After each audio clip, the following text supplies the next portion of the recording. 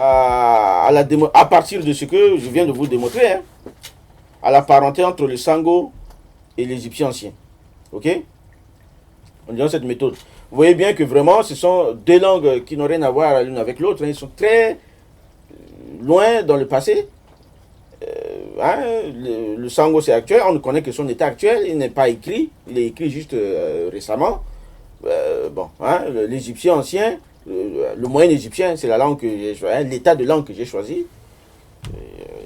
2000 ans avant Jésus-Christ, hein, quand même, voilà. Ok, on ne connaît pas ces voyelles. On connaît, hein, les gens ne notent pas les voyelles, hein, on ne connaît pas. Ok, donc il faut en tenir compte quand on fait quand on fait la comparaison. Ok, donc c'est à partir de là qu'il faut travailler. Hein, il ne faut pas dire ah oui le 3 là, le signe 3 là. Il ne faut pas dire c'est une voyelle. Personne ne vous dit que c'est une voyelle, on n'en sait rien. Ok, le bras là, hein, rien ne vous dit que c'est une voyelle. Vous ne pouvez pas vous baser sur le copte. Le copte c'est notre état, c'est une autre langue. Vous ne savez rien. Donc il ne faut pas faire d'hypothèse. Il ne faut pas dire c'est une voyelle ou c'est une semi-voyelle. Vous ne connaissez pas sa valeur. Vous allez comparer et puis la comparaison va donner le résultat que ça donnera. Vous voyez? Parce que même Obenga a fait l'erreur de considérer comme étant une voyelle. Il est passé à côté de choses. Vous avez vu? Il ne faut pas faire d'hypothèse. Juste appliquer la comparaison et ce qui sortira, sortira. Ok? Et si vous ne faites pas ça, vous passez à côté de beaucoup de choses. Hein, je donne juste un exemple il compare le Mboshi avec l'Égyptien ancien et il n'est pas arrivé à voir que le signe égyptien, le 3 là, hein, qui est, le A capital, là, le A majuscule, hein, que c'était une sorte de R ou de L et il n'a rien à voir avec une voyelle. Hein, ok? Et qu'en bantou, c'est un K. Okay, c'est un K en fait. C'est un K. Vous voyez que le bantou est plus ancien que l'Égyptien ancien. Hein, parce que L, c'est un son évolué à partir du K. Hein, c'est que qui est devenu re. Hein, à partir de que, quand c'est entre voyelles, ça donne re, et puis re, et puis le. Ok? Et après, ça disparaît. Mais si vous ne voyez pas ça, vous ne pouvez pas voir le lien. Alors lui, donc, comme il compare le Mboshi avec l'Égyptien ancien, et que le Mboshi, par rapport au Bantou, a perdu le K intervocalique, ok? Donc il ne voit pas ce phénomène-là. Donc il aurait fallu que, quand il compare le Bantou avec l'Égyptien ancien, il aurait fallu qu'il mette une autre langue Bantou à côté. Ou d'autres langues encore plus différentes, quoi.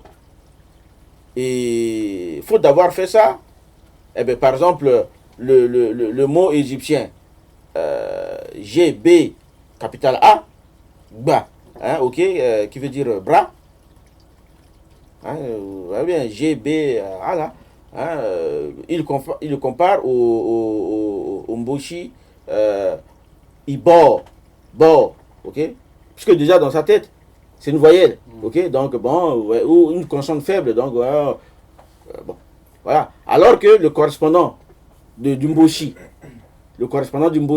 en lingala par exemple, ou dans d'autres langues bantou, c'est Boko. Vous avez vu, c'est Boko.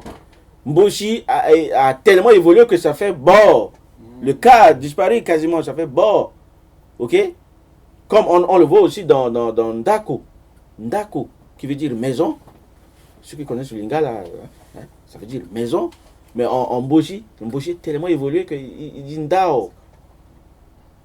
Et dans plein d'autres mots, c'est comme ça. Et en égyptien aussi, là où le lingala a ko ou ka, eh bien l'égyptien ancien a capital A, le machin. Et systématiquement. Mais le Mboshi, lui, n'a pas conservé le A. Donc si tu compares que l'égyptien ancien avec le Mboshi, tu ne vois pas le truc. Tu vois? Donc il aurait fallu mettre ça en perspective. Prochaine slide pour voir le Sango et l'Égyptien ancien. Donc j'ai cette liste de mots. J'ai juste une question par rapport à l'Égyptien ancien et au A, etc. Donc en fait, vous la translittération qui a été faite à partir de l'égyptien ancien est basée sur la méthode de Champollion. Donc, si vous voulez, à ce moment, j'ai votre livre depuis longtemps. Je suis désolé de le dire, mais je ne l'ai pas lu encore. Parce que je l'ai acheté en même temps que Koufou. D'accord. Qui vous a appelé. Bon, moi, il était plus occupé dans la linguistique que moi. Donc. D'accord. Mais si le 3 là n'est pas un A, c'est pratiquement toute la transcription égyptienne qui n'est pas juste, même les consonnes. Non, c'est pas juste de dire ça. Parce que déjà, Champollion, c'est une autre étape, c'est une autre époque. C'est le début. Quand il a découvert le hiéroglyphe, c'est à partir du copte, ok? Mais le copte lui-même, c'est un état déjà évolué de l'égyptien ancien. Donc, ces consonnes qui sont des consonnes faibles, on les appelle des consonnes faibles, sont déjà affaiblies en copte, ils ont déjà disparu. On ne sait pas, on ne connaît pas leur valeur. Ils sont complètement disparus en copte. Donc, on ne peut pas utiliser le copte pour ça. Elles donnent naissance qu'aux voyelles, quoi. Donc, il aurait fallu utiliser d'autres data. Et les data, ou alors ne rien faire, juste faire la comparaison et voir ce que ça donne. Ok? Mais déjà, on a des indices, puisque dans les transcriptions de l'Ancien Empire et du début du Moyen Empire, dans les langues sémitiques, ce 3-là, il était translittéré R. Ça veut dire qu'il se prononçait R. Ou à peu près R. À cette époque-là. On est d'accord? Puisque les Akkadiens venaient pour désigner un mot égyptien dans leur langue et ils utilisaient le R pour le désigner. À cette époque-là. Après, ils utilisaient une voyelle. Ça prouve que ça a évolué entre-temps. Mais à l'époque, au début du Moyen Empire, à la place, quand il y a un mot égyptien où il y a le toit, le A majuscule là, eh bien eux, ils le transcrivent par R. C'est bien ce qu'ils entendaient. Hein? Quand on écrit par exemple mon nom, Boli, dans n'importe quelle écriture, par exemple en arabe, ils vont tout faire pour voir la lettre qui sonne pareil que Boli. Ils vont voir un L. S'il y a un L dans la langue, ils vont mettre un L dessus. Et d'ailleurs, dans le L de ma langue, c'est même pas L. Hein. C'est un son qui est plus complexe, hein, que moi-même j'ai du mal à prononcer. Mais en français, on a trouvé le son le plus proche qui est L. On ne va pas s'amuser à prendre un autre son. Ouais. Donc déjà, on sait que c'est un son qui était soit R, soit L. Et puis ça marche dans l'autre sens. Hein. Quand les Égyptiens transcrivent des mots sémitiques dans leur langue à cette époque-là, eh bien, quand il y a un R là-bas, dans un mot sémitique, il est transcrit par 3, le A majuscule. Ils n'utilisent pas R, ils n'utilisent même pas R. Ils utilisent le A majuscule. Ça veut dire que ce son-là, vraiment, c'était un son qui se prononçait R ou L ou quelque chose de genre. Mais jamais une voyelle ou un truc comme ça. C'était un son réel, quoi. Une consonne. Donc ça, déjà, ça aurait dû mettre la puce à l'oreille au comparatif. Parce que les détails, ça compte énormément. Hein? C'est même au Benga qui me l'a appris. Hein?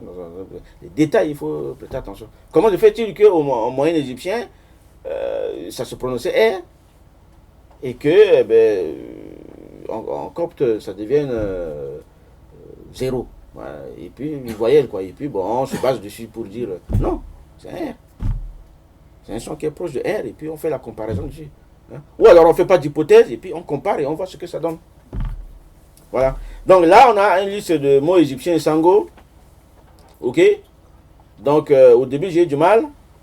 Mais ensuite, après, quand j'ai trouvé les lois, ça allait dessus. Bon, il y en a plein d'autres. Hein. Il y a plein d'autres mots. Bon, là, bon, ce sont les mots les plus proches sémantiquement. Hein. Ils disent la même chose dans les deux langues. Ok. Donc, le stade suivant, on verra les lois, hein, rapidement, hein, les lois phonétiques. Hein, vous le voyez? Hein? Le bras, là. Le bras, la première lettre, il correspond systématiquement dans la liste que j'ai eue ici, là, il correspond systématiquement à A en sango. Mais A avec le ton haut, parce que le sango est une langue à ton. Il y a 2 tons. Il y a 3 tons. Ton haut, ton moyen et ton bas. Donc ça, c'est le ton haut. C'est A. Donc là où l'Égyptien ancien dit Ra, enfin je ne sais pas comment ça se prononce là-bas à cette époque, le sango lui dit La. Ok? Donc on le voit ici. On le voit aussi dans le mot comparer ou mesurer, enfin tout ce qui est en rapport avec la mesure. Aka ou un truc de ce genre. Eh bien, on le voit ici, là, le A avec le ton haut en sango. Aka. Ok? Et voilà, par la même occasion, hein, on peut voir que le capital A, justement, il correspond à une voyelle en sango, mais avec le ton bas. Quand on écrit le A en sango, en écriture sango actuelle, sans diacritique, ça veut dire c'est le ton bas. A. Ok? Donc ça, c'est quelque chose de systématique. Le bras, c'est A. Et le 3, c'est A. Systématiquement. Regardez le mot K. Ok? Ça veut dire alors, donc. Et en égyptien ancien, eh ben, c'est dans la synchronie du moyen égyptien, parce que je compare le moyen égyptien, c'est quelque chose qui se prononçait Kara ou quelque chose comme ça. Vous avez vu, le sango, il a remplacé ça par K, le ton bas. Ok? C'est pas A. C'est pas juste A, c'est A avec le ton bas. Donc ça fait une différence, il y a un détail qui est là. L'autre, c'est avec un ton haut. Et ça va s'expliquer phonétiquement après. Et puis vous avez plein d'autres mots. Hein. Vous avez peret, qui veut dire graine. Hein. En sango, c'est lait, graine. Idem, hein, iri, voilà. Ok, hein, vous avez vu un certain nombre de choses.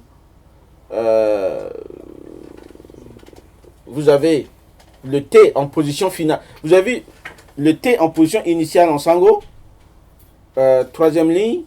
Il correspond aussi au T en position initiale en égyptien ancien. Par contre, en égyptien ancien, lorsque vous avez un T en position finale, ça correspond systématiquement à E avec un ton haut. E avec un ton haut en sango. Sans exception. Ou alors s'il y a des exceptions, il faut les expliquer. Vous avez Iret. Ça correspond à lait en sango. Ok? Vous avez Peret qui correspond à lait. Vous avez vu, à peu près c'est le même mot. Enfin, c'est la même forme. Hein. Graine. Ok? Alors, par la même occasion, des gens qui parlent le sango, ils pourraient faire un lien là. Vous avez vu, hein? Puisque les mots se prononcent de la même façon, les œufs et les graines, hein, ils pourraient dire, ah oui, bon, graine, c'est un œil quoi. Un lait, c'est un globe. Enfin, hein, les gens peuvent développer une sémantique derrière comme ça pour faire des comparaisons, alors que ce sont 2 mots différents, ok, qui n'ont rien à voir l'un avec l'autre. Iret et peret, etc., etc. Vous avez même le ant, qui veut dire né dans les 2 langues. Hein, en égyptien ancien, en sango, il y a un ton haut aussi. En sango, avec N, nasal, etc. Et puis vous avez des choses aussi que vous pouvez considérer comme bizarres, mais c'est ça la beauté de la linguistique, de la méthode comparative. Vous avez le M en position finale, en égyptien ancien, qui correspond systématiquement à O, en sango. Je veux dire, il n'y a aucun rapport. Et pourtant, les dates donnent ça. M, c'est O, en sango. Il y a plein d'autres mots où c'est comme ça. Ben, c'est comme ça. Juste après, bon, on peut expliquer phonétiquement comment M peut devenir machin. Peu importe. Mais voilà, le fait est que, voilà, c'est ça, c'est lié. Et puis, voilà. Donc, première étape réussie en sango. Au niveau grammatical, nous avons ça. Au niveau de la morphologie, vous regardez comment en sango et en égyptien ancien. Et là, je parle que du sango. Hein. Quand je compare le sango avec l'égyptien ancien, je compare l'état du sango actuel avec l'état de l'égyptien à l'époque du Moyen Empire, c'est-à-dire le Moyen Égyptien. Je ne vais pas me hasarder à voir le néo-égyptien ou le copte ou le vieil égyptien. Non. Chacun avec sa propre force. Chaque État. Donc voilà, la formation du non-verbal à partir du verbe, c'est la même chose en sango et en égyptien ancien. Pourquoi?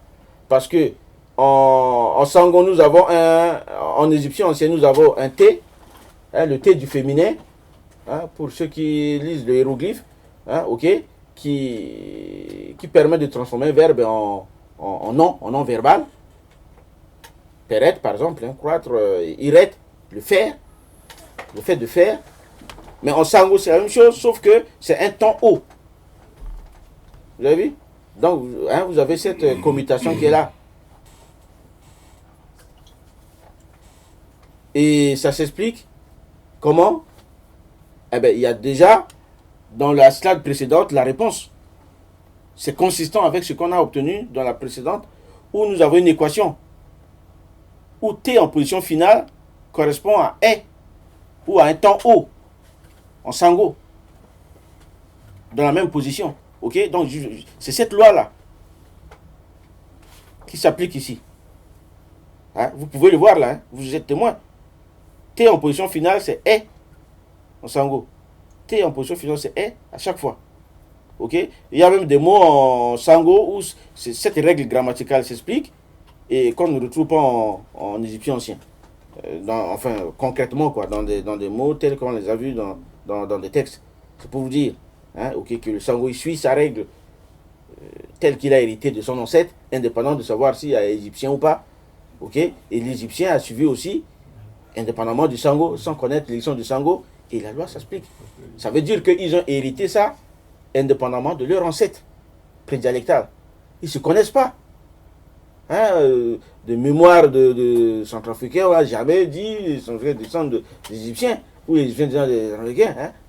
Mémoire historique, zéro. Chacun descend du même ancêtre.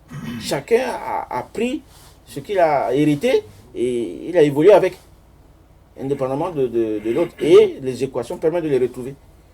Bon, voilà. Donc, on a d'autres mots, comme j'ai fait dernièrement, d'autres mots pour l'anglais et le français. Du mot, les prépositions, vous les voyez en sango et en ancien, bon, c'est pareil. Ok, na, pardon, le mot avec. Le mot avec, en sango, c'est le hena en égyptien ancien. Et là, ça vous permet de comprendre que, tandis qu'en sango, on a un même mot qui signifie à la fois à et avec. Vous voyez à l'aide de l'égyptien ancien qu'en fait, c'était deux mots différents. Ok? C'était deux mots différents qui ont convergé en sango. Donc pour vous, le petit c du A de l'ancien égyptien reste un A. Quand on tient compte que du sango. Oui. Quand on tient compte que du sango. Quand on tient compte de la translittération pour l'égyptien ancien, le petit c est un A. Pas comme le 3. Le 3 pour vous. En fait, quand on... Oui, non. Mais quand on compare avec d'autres langues, oui, telles que je l'ai fait, on se rend compte que c'est pas un A. Le petit c n'est pas un A. Le PDA, c'est pas un A. Le petit c. Le petit c, c'est pas un A. C'est une consonne faible. C'est une sorte de H. C'est un H. Une sorte de H. Ou bien une consonne glottale. Comme on fait dans quand vous dites par exemple, je sais pas moi, pas elle, au lieu de dire pas elle, ok, vous faites pas elle, vous avez vu, il y a une rupture, un coup de glotte, comme on dit, et c'est ce son-là, un coup de glotte. Mais en fait, ces sons-là, c'était des consonnes avant. Le bantou permet de comprendre qu'en fait, c'était des consonnes. C'est le bantou qui explique tout ça. Et soit c'était des consonnes, soit c'était devenu des semi-consonnes du genre H, aspiré. Et voilà, donc on restitue les valeurs des sons. De toute façon, officiellement, actuellement, dans l'égyptien ancien, officiellement, même les égyptologues ne parlent pas de consonnes, ne parlent pas de voyelles. Oui, il parle de semi-voyelles, oui, tout à fait, il parle de semi-voyelles.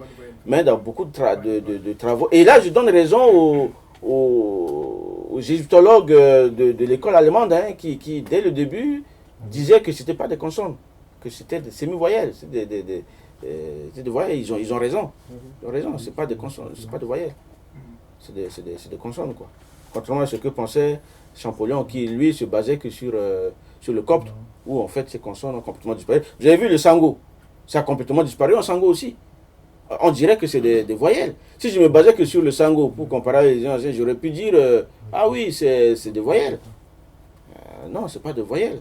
Parce que quand vous ajoutez, oui. Moi, je voulais faire juste une réflexion. Oui.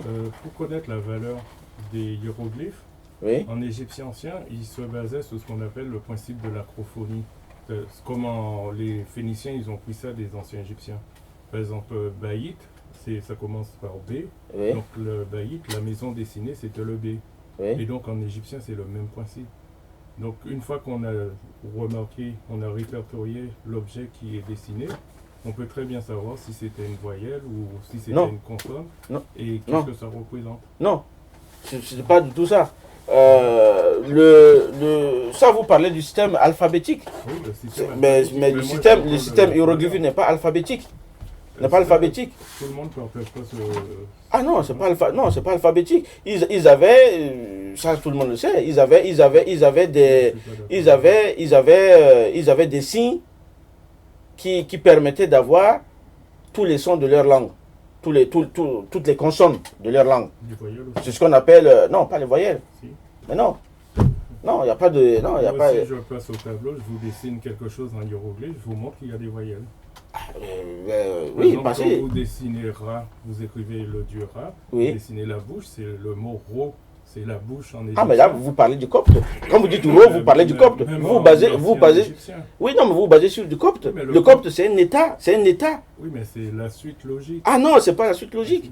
C'est pas, non, je C'est suis ce qui a désolé. permis à Champollion de Non, réfléchir. ah non, justement, Champollion, c'est pas. Oui, mais moi je Non. comprends ce que vous voulez dire. Hein. Oui, Mais moi qui travaille dans l'Égyptien ancien, je comprends son point de vue. oui. Parce qu'on peut avoir aussi des erreurs dès le départ. Enfin, tout est ouvert en fait, quelque part. Oui, mais Voilà, les choses sont- et encore pour ça là, il n'y a même pas de discussion Oui, parce mais il y a que des mots, par exemple, parce que c'est du en copte. néo-égyptien qui Oui. ont traversé des millénaires et qu'on Ouais, mais- retrouve encore. Non, parce que là, vous prenez le mot ro, ok? Le mot ro. Ro, vous basez sur le copte, ok? Personne ne sait comment ça se prononçait en moyen égyptien. Ouais. Sauf Surtout sauf si on avait une Mais on transcription. peut le savoir par rapport au nom des pharaons qui ont été transcrits par exemple dans la Bible ou dans les documents en assyrien. Ah oui, mais la Syrie, On peut c'est le après. savoir. Oui, mais c'est Par exemple, après. Il y a les tablettes d'Armana qui remontent à Oui, l'époque mais de ça, la c'est le Téléphone. néo-égyptien. Justement, on peut savoir comment on Non, mais ça, c'est le néo-égyptien. C'est le néo-égyptien. C'est une étape. Oui, mais justement, c'est on une peut étape. savoir par rapport au néo-égyptien, c'est-à-dire vers 1350, Oui, et on voit comment ça se prononçait par rapport aux tablettes d'Armana, oui, et on compare par rapport au copte. oui, mais Et on ça, s'aperçoit oui, mais que ça, ça a mais vous très verrez peu que de le origine. néo-égyptien, il est très différent du moyen égyptien. Ouais, c'est Oui, par ça, exemple, c'est regardez clair. l'exemple- Bah oui, il est très différent, Oui, y compris mais- au niveau des consonnes. Oui, mais il y a des mots qui ont traversé les siècles. c'est-à-dire Ah, mais comparé- comme il y a des mots, comme il y a des mots latins qui ont traversé les siècles, qui ont donné le français. Vous voyez les mots castello, castellum, qui a donné château. Ça n'a rien à voir. Si vous le voyez juste au niveau des formes, ça n'a rien à voir. Pourtant, c'est ça qui a traversé les siècles. Si on devait les écrire par des signes hiéroglyphiques, eh bien, ça ne changerait pas au cours du mot. Mais la prononciation a déjà changé au cours du Ah, mais, siècle. c'est vrai que je pense qu'il y a une souplesse à ce qu'on va avoir, parce que les gens aiment bien garder leur chapelle. Moi, je travaille sur les Égyptiens anciens aussi. Oui. Je suis d'accord avec ce que vous dites, c'est intéressant. Je ne veux pas rentrer dans une chapelle. Par exemple, si on revient au copte, Hmm. Kemet, ça se prononce Komé. Oui, Voilà, c'est Oui. Komé en copte. oui, voilà. Donc, effectivement, on se rend compte que le copte, en plus, qui a été extrêmement métissé Oui, oui, tout à fait. jusqu'à l'alphabet, parce qu'ils Oui. ont utilisé un alphabet en partie grec. Exactement. Donc, c'est vrai qu'il faut être Exactement. un peu prudent. Quoi. Il y a Et pas de- puis, tout le monde, tous les philologues savent que le copte n'est pas directement hérité du moyen égyptien. C'est un dialecte, parce qu'il y a plusieurs dialectes Oui, en dans plus, l'Égypte en ancienne. plus, en plus, c'est vrai. Voilà. Donc c'est ça, le néo-égyptien lui-même n'est pas descendant du moyen égyptien. Le moyen égyptien a peut-être 99% de chances de descendre du vieil égyptien, mais le néo-égyptien, ça n'a rien à voir. C'est deux langues différentes. On peut les écrire par les hiéroglyphes, hein, machin, pareil, oui, ok, mais ça n'a rien à voir. Et puis, ce que je voudrais rajouter, c'est que plusieurs voyelles peuvent être bonnes. Parce que, Absolument. Voilà, plusieurs voyelles. Et Même- on le voit dans les langues actuelles. Exactement. On le voit Même dans en- les même en langues actuelles. copte. Voilà. Oui, Il y a encore, plusieurs dialectes entre coptes. Vote et Bassi, Par exemple, Saïdi, Ré, voilà, hein, il y a le saïdique, hein, il y a le boaérique, il y a, etc. Et même, voilà, exactement. Donc, homme, par exemple, en rotégique, on va dire romé. exactement, exactement, exactement. On a remarqué souvent Exactement. le i devient et. Voilà, tout à fait. Et puis, même dans le cas de l'eau, mais des fois c'est L au lieu de R, Oui, mais dans le fayoum. dans le fayomique. Il y a Voilà, un exactement. fayomique et il n'y a aucun mot qui commence par R. Exactement. Comme Donc, vous voyez, les choses sont assez complexes. C'est pour ça que je disais, il faut faire attention, il faut travailler avec des états de langue et non mélanger tout. Ok? Justement, pour rebondir là-dessus, j'ai vu une vidéo donc, avec le frère noir américain Sarimotep, Oui, où justement vous étiez en train d'expliquer qu'au départ vous partiez sur l'hypothèse que le copte était, comme tout le monde d'ailleurs, hein, exact, comme tous les égyptologues, exactement. comme Obenga, comme Diop, Mm, que le copte c'est l'héritier, le dernier Mm. héritier justement de la langue égyptienne. mm, Vous avez cette idée-là, tout à fait. et que c'est au bout de votre démonstration que vous Que êtes j'ai arrivé à la arrivé. conclusion qu'en fait, Justement, est-ce que vous pouvez raconter ça parce que justement, oui, je vais en parler rapidement là après, dans la suite. 10%. Donc, je disais justement, dans les langues, dans les 6 langues que j'ai comparées au départ, parce qu'une fois que vous avez fait la comparaison, vous avez fait le travail de comparaison, vous pouvez classifier. Vous ne classifiez pas avant, comme un vulgaire africaniste. Ok? Vous classifiez après avoir fait la comparaison. Quand j'ai établi le travail de comparaison, eh bien, je me suis rendu compte qu'en fait, l'Égyptien ancien, le moyen égyptien, il n'a rien à voir avec le copte. Il n'a rien à voir avec le copte. Il est plus proche du Zandé et du Haoussa que du copte. Tout à fait. Et ça, c'est la beauté de la méthode comparative. Hein, parce que ce sont des... ce qui fait la différence, c'est les évolutions phonétiques. Ce n'est pas la quantité de vocabulaire en commun. Vous voyez? Quand vous prenez l'égyptien, le moyen égyptien et le copte, vous verrez qu'ils ont énormément de vocabulaire en commun. Donc Champollion peut se baser sur l'un pour déchiffrer l'autre. Ils ont énormément de trucs en commun. Parce qu'ils vivent dans le même bassin, dans le même pays. C'est un peu comme l'anglais et le français, vous avez vu. Pourtant, ils ne vivent pas dans le même pays. Et malgré ça, 70% du vocabulaire anglais, c'est du français. Alors, imaginez les coptes qui vivent là, à côté des moyens égyptiens, pendant des millénaires. Hein, des millénaires. Eh bien, il y a un phénomène de convergence qui peut être là. Mais le comparatif doit faire son travail de comparatiste. Il doit faire attention aux détails. Et voir comment les deux langues se comportent phonétiquement, d'abord, grammaticalement, ensuite, et tirer des conclusions. Et quand je regarde les choses, je vois que le copte se comporte comme le sango, il se comporte comme le somali. Par contre, le moyen égyptien se comporte comme le zandé, comme le haoussa, comme le bantou, comme le bambara, etc. Okay? Donc vous avez une classification complètement différente qui est basée sur la phonétique, hein, parce que c'est l'évolution naturelle des choses. On peut emprunter ensuite après aux uns aux autres, mais on hérite de ce qu'on a hérité. Parce qu'à l'origine, la langue mère, hein, le négro-égyptien, pour reprendre la terminologie de Obenga, c'est scindé en 2 branches. Ok? Donc il y a une branche que j'ai appelée Béré, à laquelle appartient le moyen égyptien, le vieil égyptien, bien sûr, et le Zandé, le Sango, le Zandé, le Haoussa, le Bantou et le Bambara, etc. Et puis il y a une autre branche que j'appelle Bér, à laquelle appartient le copte, le sango, etc. Ok? Donc, ces termes, je n'ai pas choisi au hasard. Béré, c'est le mot pour foi en zandé. Ok? Bér, c'est le mot pour foi en Somalie. Vous avez vu, c'est le même mot, mais il se prononce différemment. Il y a un phénomène phonétique qui est là, qui fait la différence. Le foie, oui. Le foie, c'est Béré en zandé. C'est Bér en Somalie. Je peux vous poser une question? Oui. Est-ce que dans vos recherches, vous avez constaté qu'une langue peut changer de typologie, c'est-à-dire une langue qui est, disons, verbe, sujet, objet, devenir sujet, verbe, objet. Absolument, absolument, c'est possible. Il y a des exemples? Oui, oui, il y a des exemples concrets, oui, oui, il y a des exemples concrets, y compris en latin, y compris en Wolof aussi, certainement pour les gens qui... Voilà, exactement. Le contact du français s'est renversé. Oui, voilà, exactement. La typologie, c'est pas ça qui prouve la parenté génétique des langues. Donc on peut...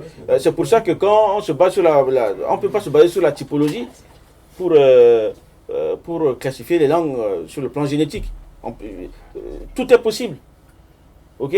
L'ordre des verbes, sujet, objet, verbe ou je sais pas quoi. Non. Il y a plein de trucs qui relèvent de la typologie. Hein? Juste par contact, comme le frère vient de le dire, hein, entre le simple contact du Wolof avec le français a fait changer des choses. Encore une autre question technique. Oui. Au niveau des pronoms personnels, oui. Par exemple, dans les langues sémitiques, oui. Le tu change. Il y a le tu féminin et le tu masculin. Oui, en égyptien ancien aussi. En Haoussa, il y a ce genre de choses. Oui, oui, tout à fait. Mais est-ce qu'il y a d'autres, on retrouve ça dans d'autres langues? Déjà en égyptien ancien. Oui. Hein, on le voit en arabe, en sémitique, en Haoussa aussi, effectivement, mais on le voit aussi en égyptien ancien. Aussi. Mais à part l'égyptien et le Haoussa. Ah oui, mais on le voit aussi dans les langues couchitiques, ce qu'on appelle les langues couchitiques. Hein, certaines langues de la Corne de l'Afrique. On voit ça aussi dans d'autres langues tchadiques. Et c'est même ça, oui, c'est même voilà, c'est sur ça que les africanistes se basent pour prouver leur famille, hein, en disant oui, afro-asiatique, oui, ceci, oui, cela. Mais ça prouve rien du tout. Ça prouve rien du tout. Ok? Parce que, justement, à propos des pronoms personnels, vous verrez que, je l'ai traité hein, dans mon bouquin, oui, et vous verrez que l'Égyptien ancien, les prénoms personnels, le système, le paradigme de pronoms personnels en égyptien ancien, se suffit à lui-même. Il s'explique à partir de l'égyptien, par la propre force de l'égyptien, par la propre histoire de l'égyptien, sans faire appel à qui que ce soit. Le Haoussa fait de même. Et ça s'explique par la force de Haoussa. Le Haoussa, c'est naturel, c'est cohérent dans le système de Haoussa. Mais vous prenez le sémitique, c'est quelque chose qui fait irruption dans le sémitique. Ça ne s'explique pas, le paradigme des pronoms personnels en sémitique. Par exemple, en arabe ou en acadien. Ok? C'est trop ressemblant de l'égyptien ancien, pour ceux qui ont comparé. Vous voyez, ça ressemble trop. Alors, pour des langues qui par ailleurs, sont complètement différentes, et puis quand il s'agit du paradigme des pronoms personnels, il y a quasiment une identité. Un problème qui est là. Ça veut dire qu'il y a eu un emprunt. Il y a eu un emprunt. Il y a un emprunt parce que l'Égyptien n'a pas besoin d'emprunter puisque ça s'explique par sa propre évolution, sa propre logique grammaticale. Mais ce que j'ai démontré dans le bouquin. Mais le sémitique ne l'explique pas par sa propre force. C'est qu'il a hérité quelque part. Et il y a des gens qui s'amusaient, les africanistes en premier, à dire ah oui, ça ce sont des faits singuliers qui prouvent la parenté du sémitique avec l'Égyptien. Non, que les pronoms personnels c'est tellement difficile à emprunter que... Attends, mais il faut rigoler. Ce sont des choses qui sont même très facilement empruntables d'une langue à l'autre. On ne le savait pas avant. Mais on le sait maintenant, il y a beaucoup de travaux dessus qui montrent que ce sont des systèmes qui s'empruntent assez facilement et qui changent aussi très facilement. Parce qu'il y a des gens qui pensent aussi que ce sont des systèmes assez stables qui ne changent pas au cours du temps. Non, en Sango même, ça a beaucoup changé. En moins d'un siècle, le peu qu'on sait de l'histoire écrite du Sango a montré que ça a changé de tout au tout. Il ne restait plus qu'un seul. En moins d'un siècle, un seul pronom qui est resté intact. Attendez. Imaginez-vous le reste. Vous voulez poser une question? Non, en fait, c'était dans la lancée de ce que vous disiez. Ah. Que si on considère que les Sémites, c'est un peuple qui est issu à la base. C'est un métissage des Noirs qui venaient d'Afrique avec des populations européennes, d'origine européenne. Oui, tout à fait. C'est normal. C'est normal, exactement. Ça doit couler de source. Exactement. Et je vais en parler d'ailleurs, hein. Si on a un peu de temps, j'en ai traité, j'ai traité de la genèse du sémitique dans mon bouquin. Donc là, alors, donc vous voyez par exemple la formation de l'abstrait. Ça aussi c'est quelque chose de singulier, ok, qui montre la parenté génétique. La formation de l'abstrait en égyptien ancien et en sango. Donc page 17. Ouais. Vous y êtes là? Oui. Bon voilà, vous avez vu là en bas. Qu'est-ce que vous voyez? Vous voyez que l'Égyptien forme l'abstrait en ajoutant bout, c'est-à-dire le mot pour place ou pied, hein, parce que c'est le mot pour pied qui a donné place. Et ça aussi c'est singulier, ok? Parce que pied et place, quelqu'un de normal, il ne voit pas de rapport. Mais dans la langue africaine, dans l'idéologie des Africains, il y a un lien. Mais chez les autres, il n'y a pas de lien. Donc ça c'est singulier. Bon, enfin, bref. Donc on ajoute bout à l'adjectif et ça donne un abstrait. Donc vous avez l'exemple de bounéfer, boubine, etc. Et alors, soit c'est bout qui veut dire place, soit c'est set qui veut aussi dire place. Hein, parce que set veut dire place aussi en égyptien ancien. Okay? Donc quand vous ajoutez set à un mot, une racine verbale ou nominale, eh bien ça vous donne un abstrait aussi. C'est pour ça que vous avez 7 rho, 7 R, hein, parce qu'on ne connaît pas comment ça se prononce. Hein, c'est le mot énoncé, à partir de R qui veut dire parole. D'abord bouche, et puis parole, et puis on ajoute 7 R, et ça donne énoncé. Et regardez exactement la même chose en sango. Vous avez vu? En sango, vous ajoutez C dans la même position, c'est-à-dire en position initiale, vous avez l'abstrait. Vous avez vu? Donc, en particulier le dernier, là, regardez le dernier. Vous avez l'eau, qui veut dire parole, hein, ce qui correspondait au copte, ro. Ok? Hein, ro. Parce qu'en sango, il n'y a pas de R en position initiale non plus. Hein. Il n'y a pas de R. C'est pour ça que vous avez lait au lieu de ré. Ouais, ça n'existe pas en sango. Voilà, exactement. Lait. C'est une règle grammaticale synchronique du sango. Donc vous avez 7 ro. Et en sango, vous avez selo, qui veut dire énoncé aussi. Donc de parole, on passe à énoncé par la même règle grammaticale que l'égyptien ancien. Est-ce qu'on ne peut pas considérer par exemple en égyptien le mot set, st, Oui. était comme un déterminatif du féminin, Oui. et donc se prononce pas, et que le mot se prononçait tout simplement C comme en sango? Parce qu'en copte ça se prononce C Oui, ou place. oui, mais si les... Oui, T, c'est un déterminatif du féminin. mais... Il n'y a rien qui s'y oppose. Ce qu'il dit, ça, Si. ce qu'il dit, ça a du C'est- sens. Hein. C'est juste que on est obligé de tenir compte du thé, de la galette là, hein, qui se prononce thé.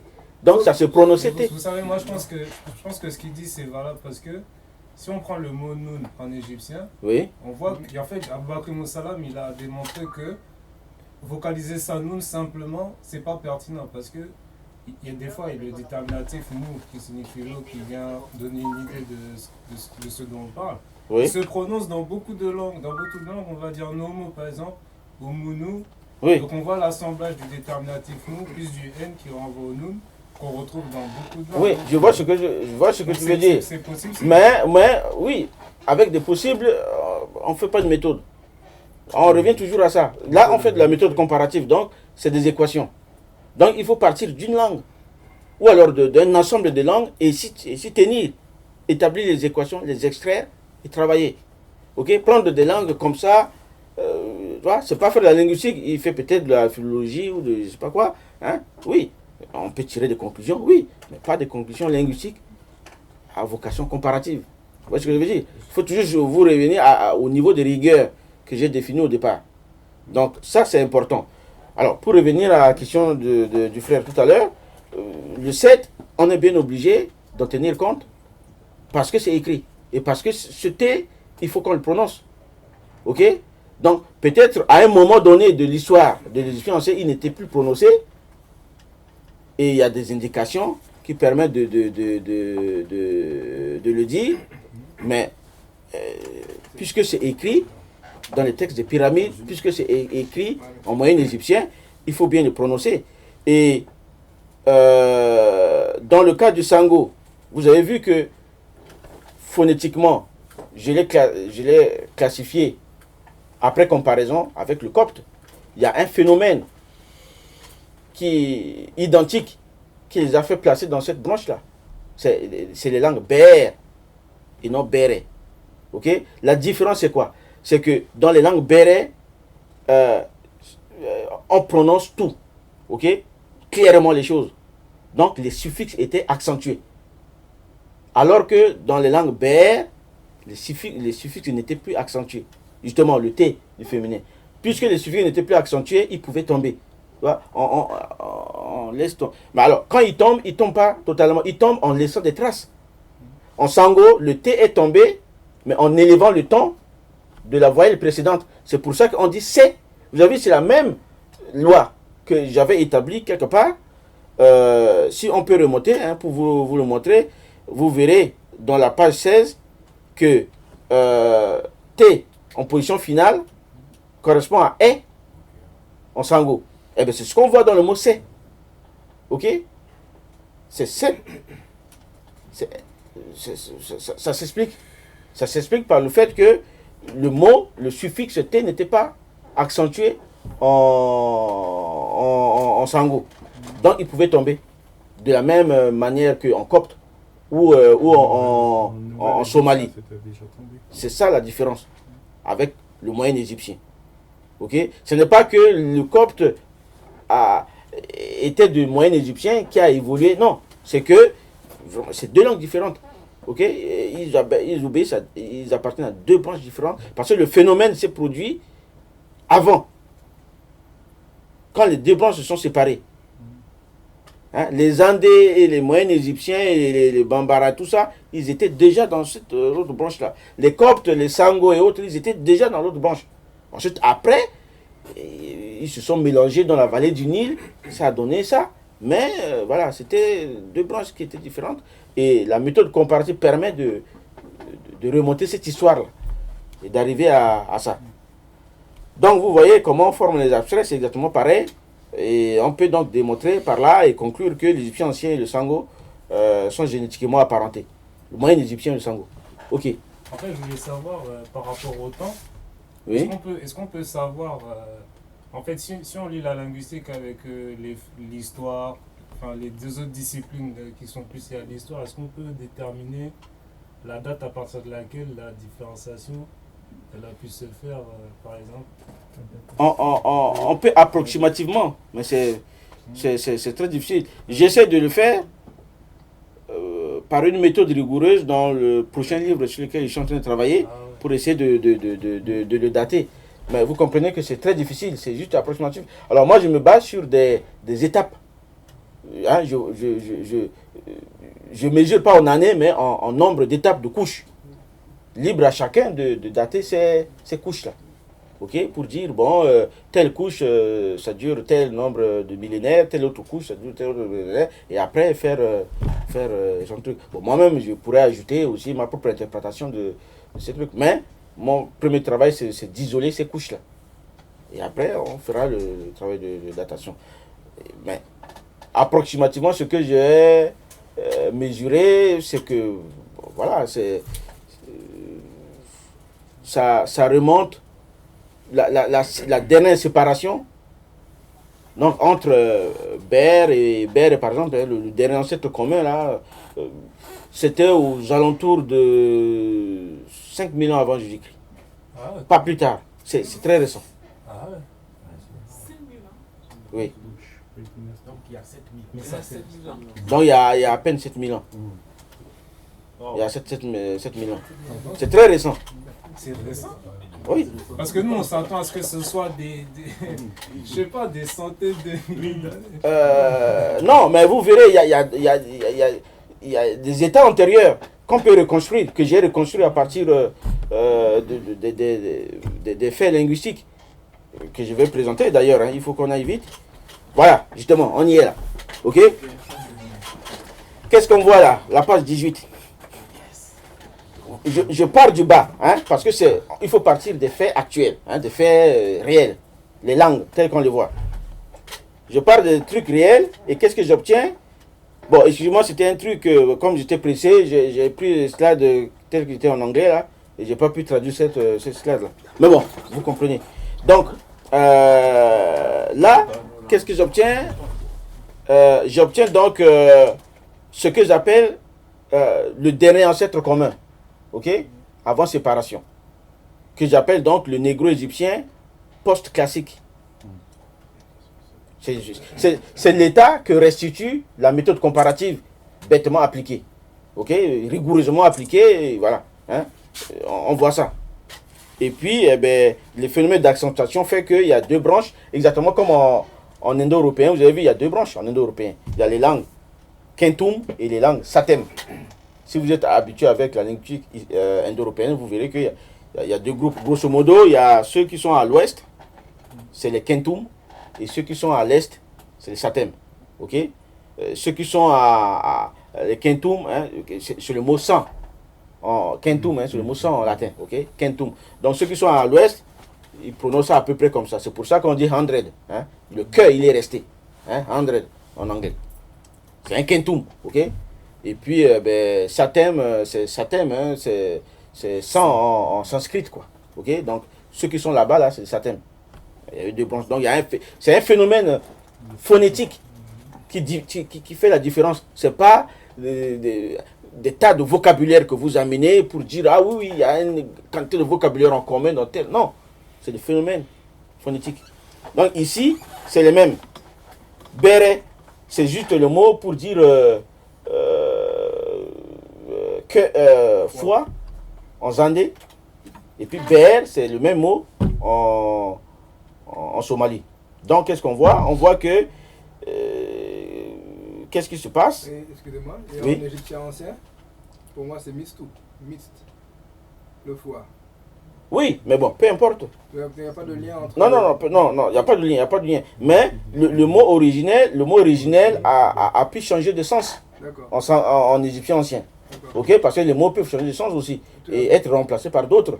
Ok, le mot correspondant en égyptien ancien, ce serait le bas.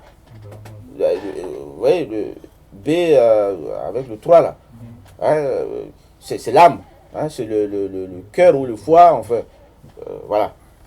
Et puis vous voyez, c'est un L. Hein, c'est un. Oui. On pourrait connecter avec aussi le médou intérieur. Les quoi? Intérieur. L'intérieur. L'intérieur sémantiquement. C'est le foie anatomiquement, le foie, c'est ça? Oui, c'est le foie, oui. Parce que nous en Wolof on dit bir. Bir c'est le ventre, la région ventrale. Ah oui, mais ça, oui, ça ressemble. Ouais. C'est vrai. Et d'ailleurs, le Wolof c'est une langue Beher. Ah oui, c'est une langue Beher. Parce que vous dites bir, c'est avec une, vous voyez, langue, oui ou non? C'est bir, c'est pas bir.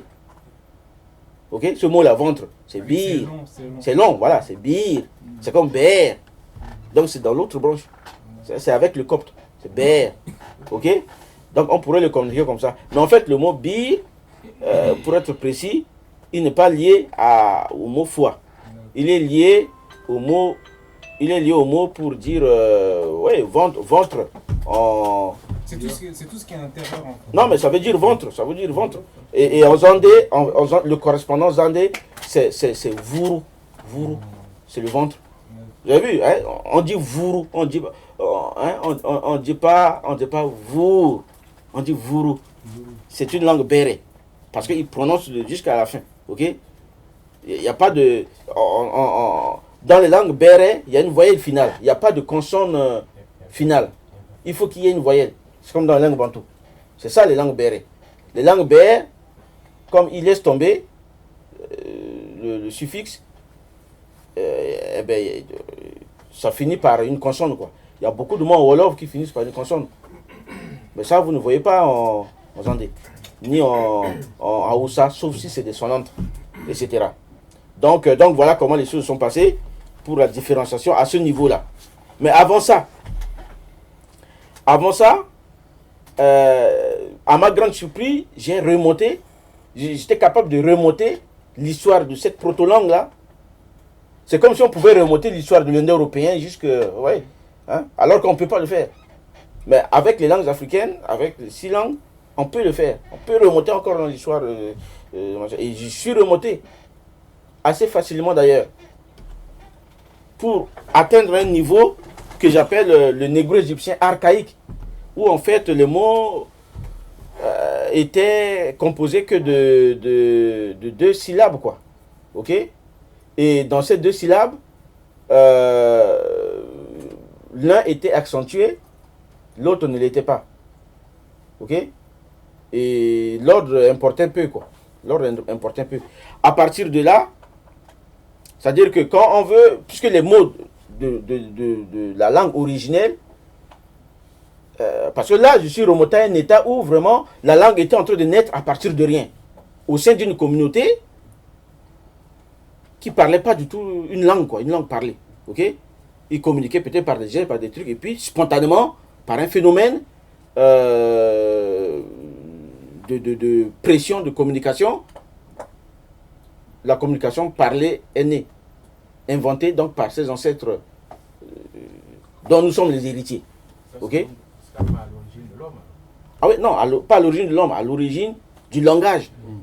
Ok? Bon, l'homme, il est né en Afrique, bien sûr, mais il a dû rester longtemps sans parler. Le langage, il n'est pas propre à l'homme. Il a fallu l'inventer, hein, c'est comme l'écriture. Vous savez, on peut rester comme ça, avec des gestes, et vivre sa vie. Ok? Mais à un moment donné, quelque part, Les anciens attribuent le langage à un don divin aussi. oui, Donc, mais bon. Donc là aussi, oui. Oui. Donc là, il faut tenir compte de ça aussi. Oui, mais ça, c'est pas de la science. Bah, non, mais moi, je suis désolé. Je veux dire, ce sont des faits.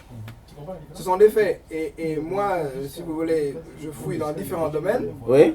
On se rend compte souvent aussi que la science n'est pas un absolu. Non, la science n'est jamais un absolu. Voilà. C'est ça qui fait sa force d'ailleurs. Voilà. C'est jamais un absolu. Et moi, ce que j'aime dans votre approche, c'est que, bah, effectivement, bon, moi, j'ai pas encore lu votre livre, mais ça ouvre sur d'autres choses. Exactement. Moi aujourd'hui, même en fouillant dans beaucoup de domaines, Ouais. je me rends compte tout le temps que je suis ignorant en fait. Et c'est pour ça que je préfère à chaque fois ne plus rentrer dans les débats, parce qu'effectivement, il faut prendre un peu de temps, Oui. analyser, et Ouais. ah tiens, finalement, ce qu'il apporte, au lieu de le rejeter, ça Oui, compte. oui, tout à fait. Mais moi, justement, j'avais peur de remonter jusqu'à ce niveau. Parce que la problématique de l'origine du langage était quelque chose de très polémique. À un moment donné, on ne voulait même pas en discuter, quoi. Maintenant, on en discute assez librement. L'année où mon livre est sorti, il y a un article fait par un Néo-Zélandais où il a démontré, à partir de l'analyse des phonèmes, des sons dans un grand nombre de langues tout autour du globe, que finalement, la langue est née en Afrique, quoi. Le premier langage a été parlé en Afrique. Il se basait sur une autre approche. Mais moi, c'est la méthode comparative et ça ne concerne que les langues africaines, je précise. Donc, les langues africaines se suffisent, telles que je les ai étudiées là, elles se suffisent à elles-mêmes. Et elles ont émergé à partir d'un état où il n'y avait rien.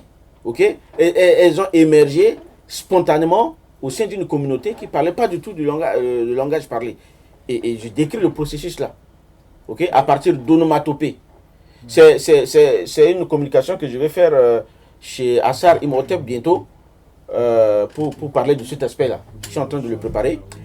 Et donc voilà. Donc vous voyez, vous avez un déterminant. Oui? On peut dire que les langues indo-européennes Oui. ils viennent des langues africaines. Oui, mais je le démontre là. D'accord. Je vais le montrer.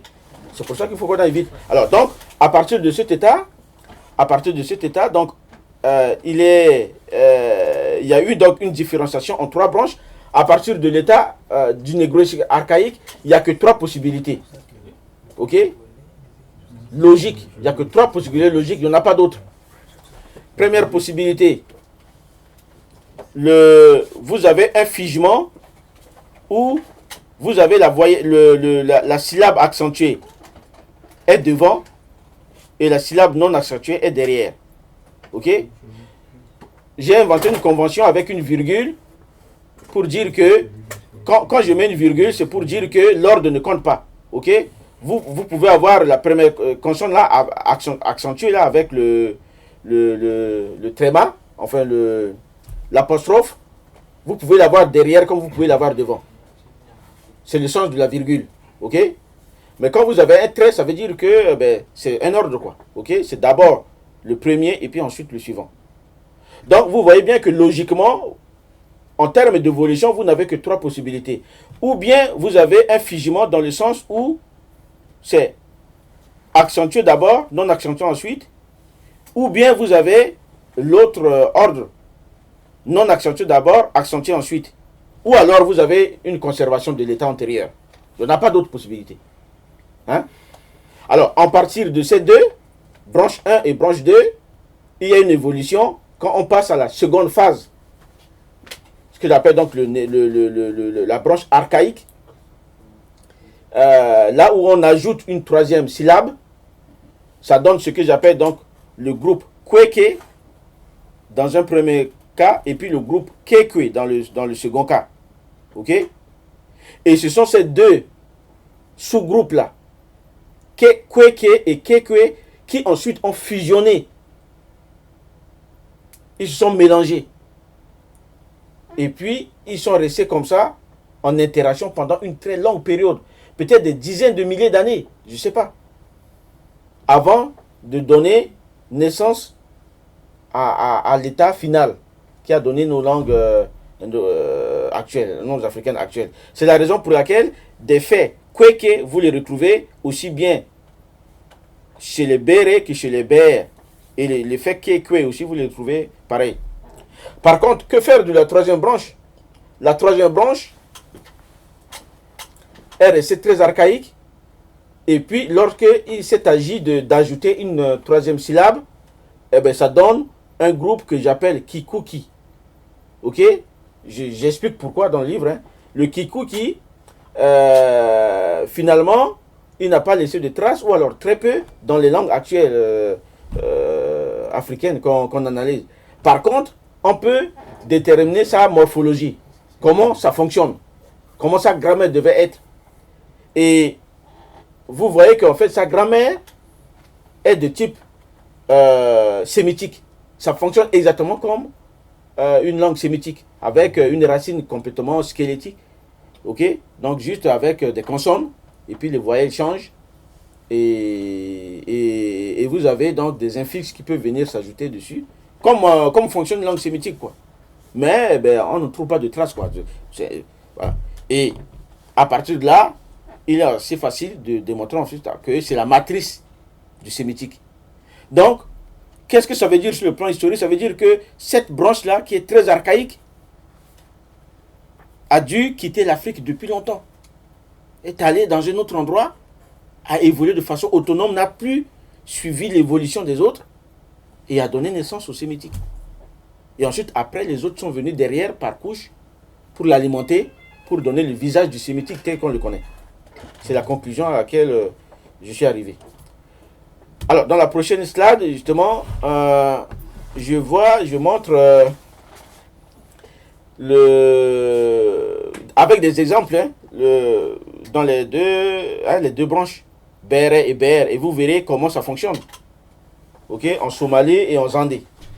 Vous avez vu les mots Béré, Bér, vous avez Biré qui veut dire forêt, hein, en égyptien c'est Bad, hein, vous avez vu que ça c'est un bien R. Hein. Ce R il est conservé en Zandé, alors que le Zandé, il est censé, c'est une langue actuelle le Zandé, ok, mais il conserve le R tel qu'il était prononcé au début du moyen égyptien et dans l'égyptien des pyramides, ok, et le Zandé le conserve. Et en Somalie, c'est Bér, etc., etc. Donc, vous avez, par exemple, Koro, village. En Somalie, c'est Bolo. Hein, vous avez le double, bon, etc. Wili, qui veut dire enfant, fils. En Zandé, ça fait Wil en Somalie, etc. Ouro, qui veut dire soleil, ça donne Our, chaleur en Somalie, etc., etc. Le copte est de ce côté-ci, à ma droite. Le Lingala... et les autres sont de l'autre côté. Vous avez vu le Boko, le Lingala Boko, ça correspond à Gba en égyptien ancien. Hein. Ce A là, c'est bien R. Et son origine, c'est ce K. Ok?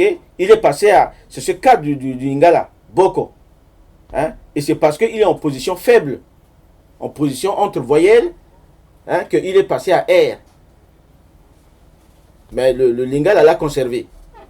Mais le Mboshi ne l'a pas conservé. Ça fait bord. Ok? Et donc, si on ne comparait que le Mboshi avec le moyen égyptien, eh bien, on ne verrait pas le phénomène de passage. Vous avez une Ndako. Ok? En Wolof, hein, puisque nous avons quand même un Wolofophone parmi nous, hein, ça fait Dek, village, si je ne me trompe pas. Bon, voilà. Et puis, etc. Vous avez le Goro là, hein, qui veut dire coup. En Wolof, c'est Bat. Hein, c'est bien ça. Hein, Bat. Vous voyez bien que le Wolof est archaïque, extrêmement archaïque. Parce que ce T, ok, ce T, c'est ça. C'est l'équivalent du Bantou D. Ok? Mais dans les autres langues, c'est passé à R. Comme en Somalie, c'est Kor. Le R, il est moins archaïque que le T. Le T, il est puissant, il est fort. Ok? Le R, c'est un T faible.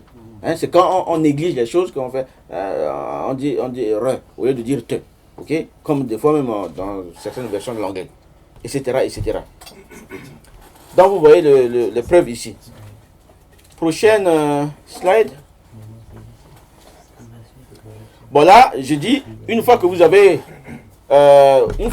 prouvé la parenté reconstruite prédialectale, vous pouvez voir les étapes intermédiaires juste avant le sango. Quelle a été la forme des mots juste avant, quoi. Même si la langue n'est pas écrite, bon, hein, vous pouvez voir son histoire. Bon, voilà. Par exemple, le mot œil. Ok, on peut voir que en sango ancien, ça devait se prononcer du genre hiret, quelque chose comme ça. Et pourtant, actuellement, c'est lait. Mais avant, c'était quelque chose de hiret ou hiret, quelque chose comme ça. Le Somalie a il. Ok. Et d'ailleurs, vous avez vu un phénomène de liaison ici, là. Quand on veut dire sourcil, en sango, on dit ngi qu'il est. Ngi il est. Vous avez vu? Le i qui est dans le hiret, là, de l'égyptien ancien, il réapparaît là en sango. Il avait disparu parce qu'il n'était pas accentué en initial. Donc il avait disparu en sango. Mais le phénomène de liaison là rétablit. Et on dit ngi il est. Ou alors ngi qu'il est. Ça veut bien dire que l'œil se disait quelque chose comme hilet. Hilet. Voilà. Et puis graine, c'est quelque chose qui se disait perrette. Un peu comme on prononce en égyptien ancien. Hein, et puis, etc., etc. Voilà, le mot petit, qui se dit actuellement kété, en sango, ça devait se prononcer kotit, en sango ancien. Quelque chose comme ça. En se basant sur le nzakara, qui est un dialecte du Zandé, où on dit koti. Hein, d'ailleurs, en Haoussa, on dit kout. Et puis, li, pareil. Et puis, regardez ça. Le phénomène d'emprunt. Le mot para, qui veut dire œuf, en sango. En fait, c'est un emprunt aux Andés qui est la langue juste à côté. Ok? Ou on dit para pour dire œuf, justement. Peret. Parce que nous avons les lois. Entre le sango, entre les Andés et les Égyptiens anciens, nous avons ces lois-là. Hein? Où le P en Zandé correspond à P en égyptien ancien en position initiale. C'est une loi que j'ai établie, qu'on peut voir hein, sur des exemples concrets. Le R correspond à R aussi. Ok? Et le T correspond à A. Le T final en égyptien ancien, là, ça se prononce A. En Zandé. Et en fait, il se prononçait avant Ya. On peut le voir en Bambara. Hein, en Bambara où c'était Ya. Hein, le T, le suffixe de l'abstrait, c'est quelque chose comme Ya. Ok? Et en remontant un peu plus loin, c'est quelque chose qui se prononçait Tcha.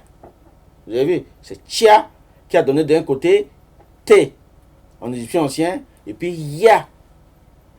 Et finalement A en Zandé. Donc vous avez les chemins s'expliquent sans aucun problème.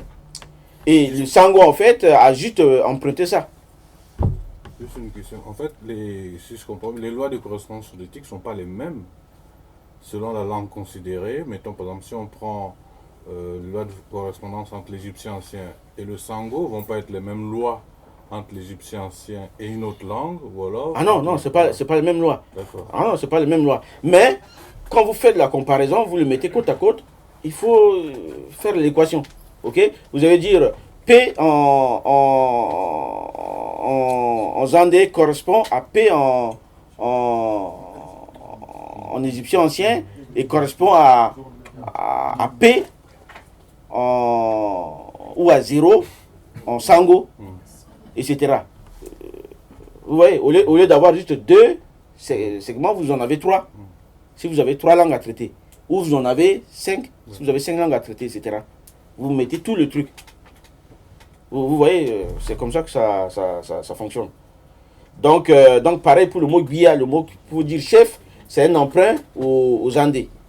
Pourtant, on dit en sango guia, sans aucun. Hein, bon, voilà. Mais l'origine de ce mot-là, en fait, c'est du Zandé. Et le Zandé, c'est l'équivalent de l'égyptien Bit, qui veut dire roi de Basse-Égypte. Ok? Et bon, c'est juste.